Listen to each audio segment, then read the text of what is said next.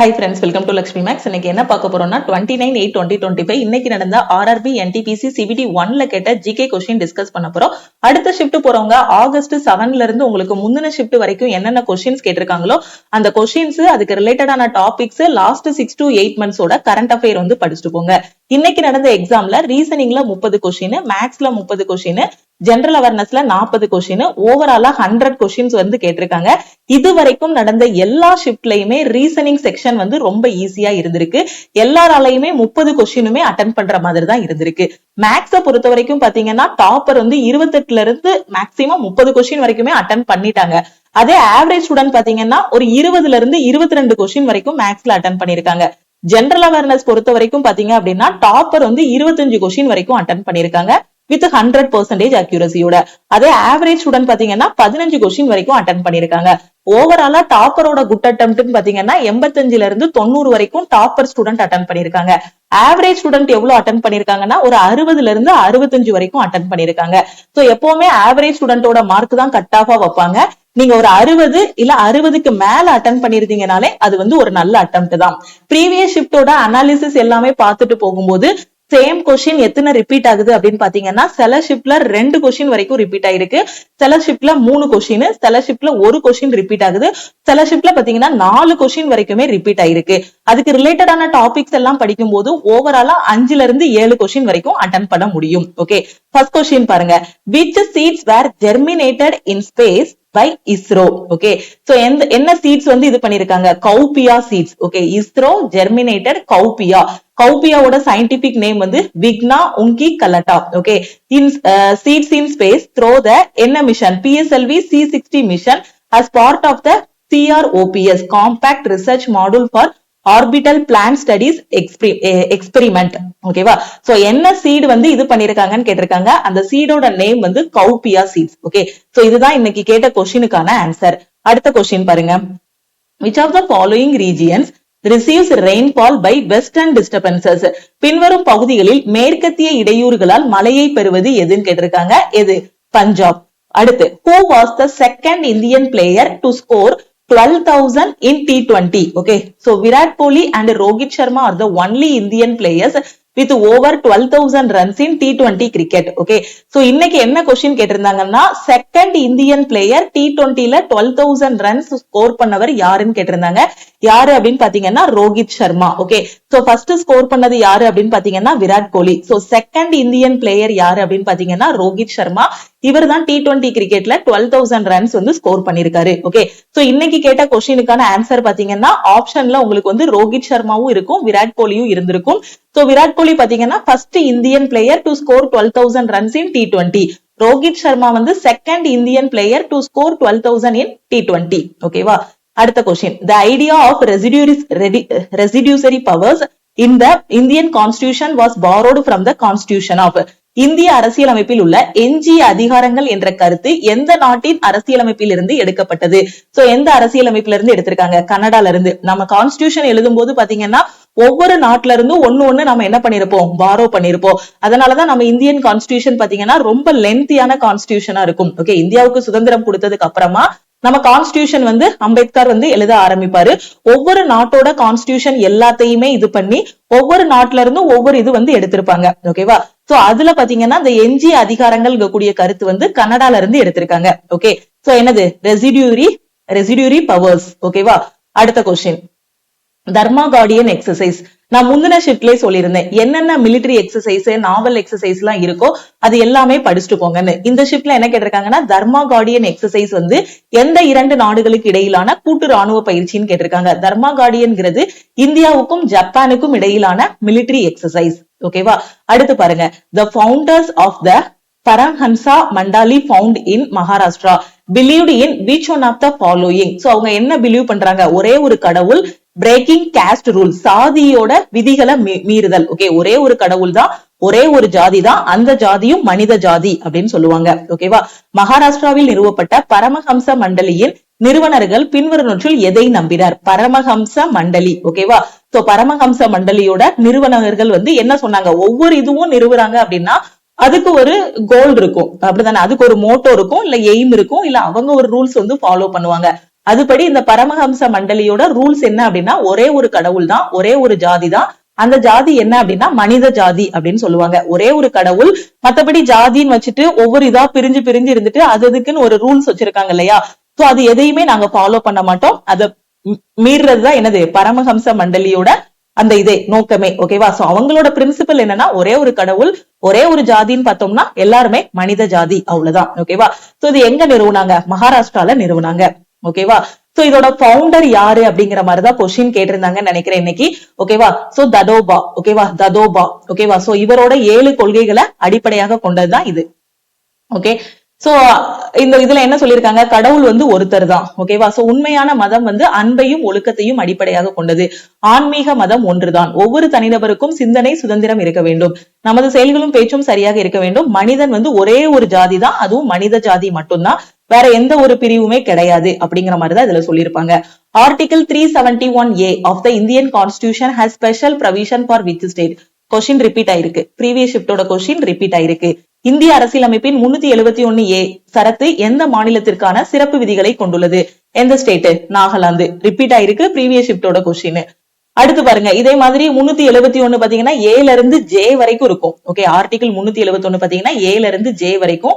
371A வந்து எதுக்கான சிறப்பு அந்தஸ்து? நாகாலாந்து. ஓகேவா? சோ அதே மாதிரி 371 பாத்தீங்கன்னா மகாராஷ்டிரா, குஜராத், விதர்பா, இந்த மாதிரி ஒண்ணு பாத்துக்கோங்க. 371B ல என்ன வருது, அதுக்கப்புறம் 371B ல பாத்தீங்க அப்படின்னா எந்த ஸ்டேட் வருது, 371C ல என்ன வருது, 371DE ல எது வருது, ஓகே, F, அதுக்கப்புறம் G, H. சோ ஒவ்வொரு இதுலயும் என்னென்ன சொல்லிருக்காங்கிறத டீடைலா பாத்துக்கோங்க. இப்ப இந்த ஷிப்ல 371A கேட்டிருக்காங்கன்னா அடுத்த இதுல BCDH வரைக்கும் எதுனாலும் கேட்கலாம். ஓகேவா? சோ IJ வரை இருக்கு. சோ எதுனாலும் கேட்கலாம். ஓகே, சோ எல்லாமே நீங்க பாத்துக்கணும். 371I ல பாத்தீங்கன்னா கோவா மாநிலத்தின் சட்டசபையில் 30 உறுப்பினர்களுக்கு குறையாமல் இருக்க வேண்டும். இதுதான் 371I ல சொல்லியிருக்காங்க. 371A ல இருந்து J வரைக்கும் என்னென்ன இருக்கோ எல்லாத்தையுமே படிச்சுக்கோங்க. ஓகே, அடுத்து பாருங்க. Paris Agreement was adopted in December 2025 during the United Nations Climate Change Conference in Paris, France. Okay, Paris agreement வந்து எப்போ அடாப்ட் பண்ணாங்க அப்படின்னு கேட்டிருக்காங்க. டிசம்பர் 2015ல. ஓகே, டிசம்பர் 2015ல. Okay, Paris agreement was adopted in December 2015. எப்போ? United nation climate change conference COP21 in Paris, France. COP21 Paris, பிரான்ஸ்ல நடந்துச்சு. அப்பதான் பாரிஸ் அக்ரிமெண்ட் வந்து அடாப்ட் பண்ணாங்க. ஓகே, அடுத்து பாருங்க. which article of the constitution mention that the parliament may by law constitute a high court for a union territory or declare any court in any such territory to be a high court for all or any of the purpose of this constitution? அரசியலமைப்பின் எந்த பிரிவு நாடாளுமன்றம் சட்டத்தின் மூலம் ஒரு union பிரதேசத்திற்கு ஒரு உயர் நீதிமன்றத்தை அமைக்கலாம் அல்லது அத்தகைய பிரதேசத்தில் உள்ள எந்த ஒரு நீதிமன்றத்தையும் இந்த அரசியல் அமைப்பின் அனைத்து அல்லது ஏதேனும் நோக்கங்களுக்காக உயர் நீதிமன்றமாக அறிவிக்கலாம் என்று குறிப்பிடுகிறது? சோ எந்த ஆர்டிகிள்ல அப்படின்னு பாத்தீங்கன்னா ஆர்டிகிள் 241ல. சோ ஆர்டிகிள் 241ல இருந்து கொஸ்டின் கேட்டிருக்காங்க. அடுத்து பாருங்க, ஜோரோவார் லைட் டேங்க் இதை யாரு டெவலப் பண்ணாங்கன்னு கேட்டிருக்காங்க. யாரு டெவலப் பண்ணாங்க அப்படின்னு பாத்தீங்கன்னா DRDO வந்து டெவலப் பண்ணிருக்காங்க. ஓகேவா? யாரு கூட கொலாபரேட் பண்ணி டெவலப் பண்ணிருக்காங்க அப்படின்னா LNT கூட, லார்சன் அண்ட் டர்போ லிமிடெட் கூட கொலாபரேட் பண்ணி டெவலப் பண்ணிருக்காங்க. Zorawar light tank was developed by Indians defence research and development organisation through in compact vehicles research and development establishment in collaboration with the Indian private industry Larsen and Turbo LNT. ஓகேவா? So இன்னைக்கு ஆப்ஷன்ல இருந்தது பாத்தீங்கன்னா LNT தான் ஆப்ஷன்ல இருந்துச்சு. The Zorawar light tank was developed by யாரு develop பண்ணாங்க? DRDO. யாரு கூட கொலாபரேட் பண்ணி?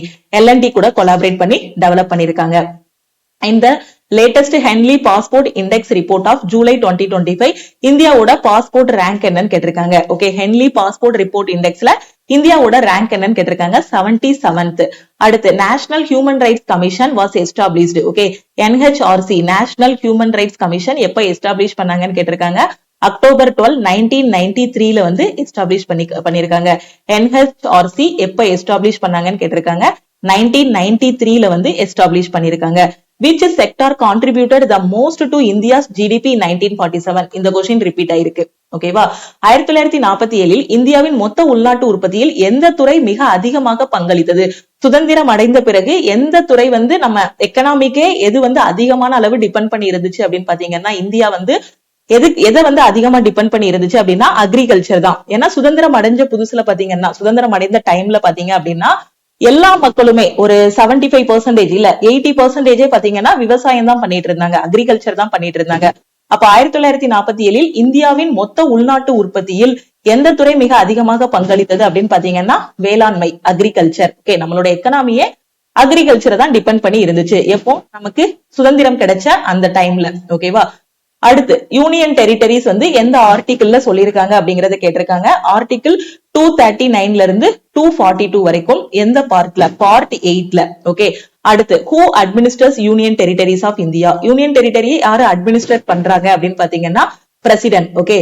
அடுத்து under plantation which crops mainly cultivated? Okay, so என்ன மெயின் பிளான்டேஷன் கிராப்ஸ் இன்க்ளூட், என்னென்ன கிராப்ஸ் எல்லாமே கல்டிவேட் பண்றோம்?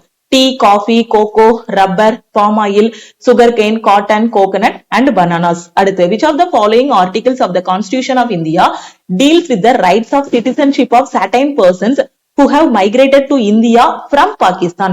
பாகிஸ்தானில் இருந்து இந்தியாவிற்கு குடிபெயர்ந்த சில நபர்களின் குடியுரிமைக்கான உரிமைகள் பற்றி இந்திய அரசியலமைப்பின் எந்த சரத்து குறிப்பிடுகிறதுன்னு கேட்டிருக்காங்க. ஆர்டிகிள் 6. ஓகே. அடுத்து who is the author of விஷுதி மகா? விஷுதி மகா. ஓகேவா. சோ யாரு அப்படின்னு பாத்தீங்கன்னா புத்த கோசா. இவர் தான் விஷுதி மகாவோட ஆத்தர். ஓகே. அடுத்து which is private? Okay, so disco, railways, ONGC இந்த மாதிரி செக்டார்ஸ் எல்லாமே கொடுத்துட்டு இதுல எது பிரைவேட் செக்டார்னு கேட்டிருந்தாங்க. ஓகேவா. சோ எது பிரைவேட் செக்டார் அப்படின்னு பாத்தீங்கன்னா இந்த டிஸ்கோ, TISCO, டிஸ்கோ இதுதான் என்ன அப்படின்னு பாத்தீங்கன்னா பிரைவேட் செக்டார். ஒரு 4 செக்டார் கொடுத்துட்டு அதுல எது வந்து பிரைவேட்னு கேட்டிருந்தாங்க. ஓகே, சோ இதுதான் பாத்தீங்கன்னா இன்னைக்கு நடந்த எக்ஸாம்ல ஷிஃப்ட் 1ல கேட்ட கொஸ்டின்ஸ். அடுத்த வீடியோல நம்ம ஷிஃப்ட் 2 and 3ல கேட்ட கொஸ்டின்ஸ் எல்லாமே டிஸ்கஸ் பண்ணலாம். சோ இந்த கிளாஸஸ் எல்லாமே உங்களுக்கு ரொம்பவே யூஸ்ஃபுல்லா இருக்கும். இதுக்கு முன்னாடி நம்ம கொண்டு போன இந்த அனாலிசிஸ் கிளாஸஸ் எல்லாமே நம்ம யூடியூபோட பிளேலிஸ்டுக்குள்ள போனீங்க அப்படின்னா RRB NTPC அனாலிசிஸ் 2025 ஒரு பிளேலிஸ்ட் இருக்கும். அதுக்குள்ள ஆகஸ்ட் 7ல இருந்து இன்னைக்கு டேட் வரைக்கும் எந்தெந்த டேட்ல எல்லாம் எக்ஸாம் நடந்துச்சோ அதுல கேட்ட ஜிகே கொஸ்டின்ஸ் எல்லாமே வீடியோவா அப்லோட் பண்ணிருக்கோம். சோ அடுத்த ஷிஃப்ட் போறவங்க அந்த பிளேலிஸ்ட பாத்துட்டு போங்க. ஓகே, சோ அது மாதிரி கரண்ட் அஃபேர் லாஸ்ட் 6 to 8 monthsோட கரண்ட் அஃபேர் வந்து படிக்கணும். சோ இந்த கரண்ட் அஃபேர் எங்க படிக்கணும், எப்படி படிக்கணும் தெரியாத ஸ்டூடெண்ட் நம்ம லக்ஷ்மி மேக்ஸ் ஆப்ல கரண்ட் அஃபேருக்கான PDF கோர்ஸ் வந்து கொடுத்திருக்கோம். சோ இதுல ஜாயின் பண்ணிட்டு நீங்க கரண்ட் அஃபேர் வந்து படிக்கலாம். இந்த CA PDF கோர்ஸ்ல உங்களுக்கு ஜனவரி 2024ல இருந்து அப்கமிங் டேஸ்ல வரக்கூடிய எல்லா கரண்ட் அஃபேரும் பாத்தீங்கன்னா கொடுத்திருப்போம். ஓகேவா. சோ டெய்லி பேசிஸ்ல நீங்க கரண்ட் அஃபேர் படிச்சிட்டீங்கன்னா எக்ஸாமுக்கு முன்னாடி உங்களுக்கு பர்டனா இருக்காது. இனி வரக்கூடிய குரூப் டி, MTS எக்ஸாமுக்கு நீங்க டெய்லி வந்து கரண்ட் அஃபேர் படிச்சிருங்க. ஏன்னா கரண்ட் அஃபேர் பொறுத்த வரைக்கும் 40 கொஸ்டின்ல பாத்தீங்கன்னா கரண்ட் அஃபேர்ல மட்டும் மினிமம் 15 கொஸ்டின் வரைக்கும் கேக்குறாங்க. கரண்ட் அஃபேர் அதுக்கு ரிலேட்டடான ஸ்டாட்டிக் ஜிகே எல்லாம் படிக்கும் போது அது மட்டுமே 15 கொஸ்டின் கவர் ஆகிறது. அதே மாதிரிதான் MTSக்கும் 25 கொஸ்டின் ஜெனரல் அவேர்னஸ் இருக்கு அப்படின்னு பாத்தீங்கன்னா அதுல கரண்ட் அஃபேர்ல இருந்து 8ல இருந்து 10 கொஸ்டின் வந்துரும். சோ கரண்ட் அஃபேர்ங்கிறது ரொம்ப ரொம்ப இம்பார்ட்டன்ட். சோ டெய்லி படிச்சிட்டீங்க அப்படின்னா ஒரு 10 நியூஸ் தான் வரும். அந்த 10 நியூஸ கொஸ்டினா ஃப்ரேம் பண்ணும்போது 25 கொஸ்டின் வரும். அதுவும் பாத்தீங்கன்னா நம்ம மேக்ஸ், ரீசனிங், சயின்ஸ் எல்லாம் படிக்கிறத விட கரண்ட் அஃபேர் வந்து ரொம்ப ஈஸியா இருக்கும். நம்மள சுத்தி நடக்கிறது தான் அப்படியே நம்ம படிக்க போறோம். ஓகேவா. அது மாதிரி குரூப் டி எக்ஸாமுக்கான கேஸ் வந்து நடந்துட்டு இருக்கு. செப்டம்பர் 1ல வந்து அடுத்த ஹியரிங் சொல்லிருக்காங்க. டிசம்பருக்குள்ள நம்ம குரூப் டிக்கான எக்ஸாம் வந்து எக்ஸ்பெக்ட் பண்ணலாம். நான் குரூப் டிக்கு படிச்சிட்டு இருக்கேன், எனக்கு எங்க இருந்து படிக்கணும், எப்படி படிக்கணும்னு தெரியாத ஸ்டூடெண்ட் நம்ம லக்ஷ்மி மேக்ஸ் ஆப்ல குரூப் டிக்கான ஃபைனல் செலக்ஷன் பேட்ச் 2.0 வந்து ஸ்டார்ட் பண்ணிருக்கோம். இதுல ஜாயின் பண்ணிட்டு உங்களோட ப்ரிப்பரேஷன் ஸ்டார்ட் பண்ணலாம். இதுல maths, reasoning, science, general awareness எல்லா சப்ஜெக்ட்டுமே கவர் பண்ணிடுவோம். ஒவ்வொரு வாரமும் சாட்டர்டே உங்களுக்கு டெஸ்ட் இருக்கும். அதே மாதிரி MTSக்கான ஃபைனல் செலக்ஷன் பேட்ச் 2.0 இப்போ ஸ்டார்ட் பண்ணிருக்கோம். சோ அதே மாதிரி அக்டோபருக்குள்ள பாத்தீங்க அப்படின்னா NTPC கிராஜுவேட் அண்ட் அண்டர் கிராஜுவேட்டுக்கான நோட்டிபிகேஷன் எக்ஸ்பெக்ட் பண்ணலாம். அதுக்கப்புறம் டிசம்பர் 2025 இல்லைன்னா ஜனவரி 2026ல அடுத்த குரூப் டிக்கான நோட்டிபிகேஷனும் நம்ம எக்ஸ்பெக்ட் பண்ணலாம். அடுத்து SSCல வரக்கூடிய CGL, CHSL, MTSக்கான நோட்டிபிகேஷனும் உங்களுக்கு வந்து ரிலீஸ் பண்ணுவாங்க. அடுத்தடுத்து ரயில்வேலயும் சரி, SSCலயும் சரி, பேங்கிங் சைட்லயும் வாய்ப்புகள் வந்து கொடுத்துட்டு இருக்காங்க. சோ அடுத்தடுத்து வரக்கூடிய எக்ஸாம நான் கிளியர் பண்ணணும் அப்படின்னு நினைக்கிற ஸ்டூடெண்ட் நோட்டிபிகேஷனுக்கு வெயிட் பண்ணாம இப்பவே உங்களோட ப்ரிப்பரேஷனை ஸ்டார்ட் பண்ணுங்க. என்னோட ப்ரிப்பரேஷனை எங்க இருந்து ஸ்டார்ட் பண்ணணும், எப்படி ஸ்டார்ட் பண்ணணும்னு தெரியாத ஸ்டூடெண்ட் நம்ம லக்ஷ்மி மேக்ஸ் ஆப்ல இருக்கக்கூடிய ஆல் இன் ஒன் கோர்ஸ்ல ஜாயின் பண்ணிக்கோங்க. இந்த ஒரு கோர்ஸ்ல 50க்கும் மேற்பட்ட சென்ட்ரல் கவர்மெண்ட் எக்ஸாம்ஸ் எல்லாமே ஃபர்ஸ்ட் அட்டெம்ப்ட்ல கிளியர் பண்ற மாதிரி பெஸ்டான கிளாஸஸ் வந்து கொடுத்திருப்போம். தமிழ் அண்ட் இங்கிலீஷ்ல உங்களுக்கு கிளாஸஸ் வந்து கொடுத்திருப்போம். ஒவ்வொரு வாரமும் சாட்டர்டே இதுல டெஸ்டும் கொடுத்திருப்போம். எந்த எக்ஸாமுக்கு ஜாயின் பண்றீங்களோ அதுக்கான தனித்தனி பேட்சஸ் கொடுத்திருப்போம். இப்பதான் ஒரு பிகினரா இருக்கிறீங்க, SSC படிக்க இப்பதான் உள்ள வரீங்க, ரயில்வே இப்பதான் படிக்கிறீங்க, பேங்கிங் இப்பதான் படிக்க வர்றீங்க அப்படின்னா இந்த நம்பரை லக்ஷ்மி மேக்ஸ்ன்னு சேவ் பண்ணிட்டு இந்த நம்பருக்கு ஐ வாண்ட் ஆல் இன் ஒன்னு மெசேஜ் பண்ணுங்க. நீங்க மெசேஜ் பண்ணதும் டீம்ல இருந்து கான்டாக்ட் பண்ணிட்டு உங்களுக்கு ஜிபே நம்பர் இல்ல அக்கௌண்ட் நம்பர் கொடுப்பாங்க. அதுக்கு கோர்ஸோட ஃபீஸ் 1999 பே பண்ணிட்டு பேமெண்டோட ஸ்கிரீன்ஷாட் சென்ட் பண்ணீங்கன்னா உங்களுக்கு கிளாஸுக்கான அக்சஸ் கொடுத்துருவாங்க. இதுலயே கிளாஸஸ், மெட்டீரியல்ஸ், வீக்லி டெஸ்ட் எல்லாமே ப்ரொவைட் பண்ணிடுவோம். அதே இது நீங்க 1 இயருக்கு ஜாயின் பண்றீங்க அப்படின்னா 1499 பே பண்ணி ஜாயின் பண்ணிக்கலாம். ஓகே, இதை மட்டும் படிச்சாலே போதுமானது. வேற எந்த மெட்டீரியல் எதுவுமே எக்ஸ்ட்ரா ஃபாலோ பண்ண வேண்டாம். உங்க வீடு தான் கோச்சிங் சென்டர். உங்க கையில இருக்கக்கூடிய லேப்டாப், மொபைல் போனை நல்ல விதமா பயன்படுத்திக்கோங்க. அதே மாதிரி வரக்கூடிய குரூப் டி எக்ஸாமுக்கு எனக்கு டெஸ்ட் பேட்ச் வேணும், என்டிபிசிக்கு சிபிடி 2 ஓட டெஸ்ட் பேட்ச் வேணும், அதே மாதிரி எம்டிஎஸ்க்கான டெஸ்ட் பேட்ச் வேணுங்கிற ஸ்டூடெண்ட் டெஸ்ட் பேட்ச்லயும் ஜாயின் பண்ணிக்கலாம். டெஸ்ட் பேட்சோட ஃபீஸ் பாத்தீங்கன்னா 499. ஓகே, நீங்க எந்த கோர்ஸ்ல ஜாயின் பண்ணாலும் இந்த நம்பருக்கே மறக்காம வாட்ஸ்அப்ல மெசேஜ் பண்ணுங்க. எனக்கு எல்லாமே வேணுங்கிற ஸ்டூடெண்ட் ஆல் இன் ஒன் கோர்ஸ்ல ஜாயின் பண்ணிக்கோங்க. ஓகே, நம்ம டெலிகிராம் குரூப், டெலிகிராம் சேனல்ல இன்னும் ஜாயின் பண்ணல அப்படின்னா டெலிகிராம் குரூப் அண்ட் சேனல்லையும் ஜாயின் பண்ணிக்கோங்க. இன்ஸ்டாகிராம்லயும் லக்ஷ்மி மேக்ஸை ஃபாலோ பண்ணிக்கோங்க. உங்க ஃப்ரெண்ட்ஸும் காம்படிட்டிவ் எக்ஸாம் ப்ரிப்பேர் பண்ணிட்டு இருக்காங்க, எங்க இருந்து படிக்க ஆரம்பிக்கணும்னு தெரியாம இருக்காங்கன்னா அவங்களுக்கும் நம்ம டீமோட வாட்ஸ்அப் நம்பரை சென்ட் பண்ணுங்க. அது மாதிரி நம்ம ஆல் இன் ஒன் கோர்ஸ் பத்தின இன்ஃபர்மேஷனும் ஷேர் பண்ணுங்க. ஓகே, நாளைக்கு ஆர்ஆர்பி குரூப் டிக்கான ஃப்ரீ லைவ் டெஸ்ட் வந்து நம்ம லக்ஷ்மி மேக்ஸ் ஆப்ல ஈவினிங் 6 o'clock வந்து நடக்க போகுது. சோ எல்லாருமே அந்த ஃப்ரீ லைவ் டெஸ்ட் அட்டன் பண்ணிட்டு ஆல் ஓவர் தமிழ்நாட்டுல உங்களோட ரேங்க் வந்து பாத்துருங்க. ஓகே, திருப்பியும் நெக்ஸ்ட் கிளாஸ்ல மீட் பண்ணலாம். தேங்க்யூ.